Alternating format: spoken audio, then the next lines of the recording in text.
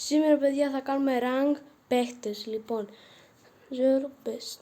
Θα το βάλουμε στο 6, δεν ξέρω, είναι καλός. Μπότι θα βάλω στο 5.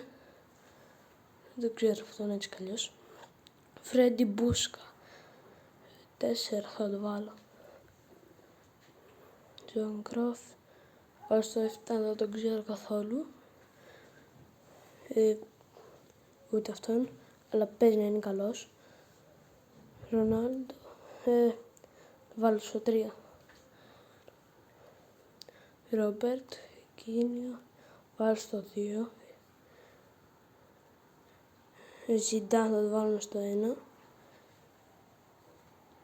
Φρανς Μπέικ, όχι ρε φίλε, το βάζουμε εδώ.